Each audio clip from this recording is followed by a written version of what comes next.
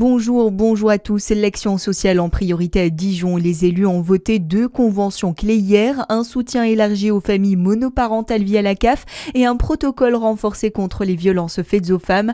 Mesures annoncées, accès facilité aux crèches et aide financière à l'association Solidarité Femmes. Un guide pratique est aussi diffusé pour repérer les situations de violence. Un numéro dédié aux personnes victimes de violences conjugales existe. Vous pouvez appeler le 3919, disponible 24 heures sur 24. Le budget a également été évoqué. La ville se dit sereine, dette en forte baisse depuis 2008. Malgré un contexte national tendu, l'opposition, elle, alerte sur les futurs investissements à financer. La famille est déçue par la décision de justice. Le tribunal correctionnel de Dijon a relaxé aujourd'hui l'ex-directeur de Carrefour et l'enseigne dans le dossier du suicide de Philippe Delubac, survenu en mars 2021. Le responsable des caisses avait laissé une lettre évoquant des difficultés professionnelles. Morez fête Noël à nouveau en extérieur. Ce marché de Noël historique revient pour 2 jours sur le parvis du musée de la Lunette les 6 et 7 décembre. Les chalets proposeront artisanat, décoration et produits gourmands. Le marché hebdomadaire du samedi matin se tiendra devant l'hôtel de ville. Le lancement officiel aura lieu vendredi 5 avec parade des lutins, illumination et présence du Père Noël. Dans le reste de l'actualité, 2 nouvelles consultations à Matignon. Sébastien Lecornu convoque à nouveau les groupes politiques dans le cadre de l'examen du budget au Parlement.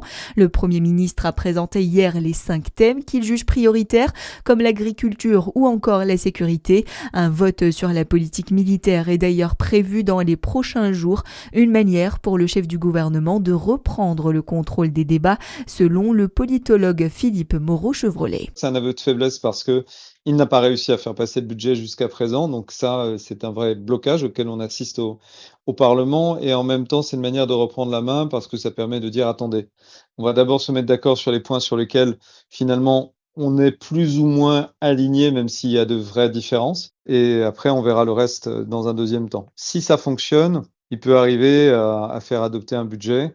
Si ça ne fonctionne pas, il restera toujours les ordonnances, donc un passage par l'exécutif en direct. En parallèle, le projet de loi de financement de la sécurité sociale arrive ce soir en commission mixte paritaire pour tenter d'arriver à un compromis entre les sénateurs et les députés.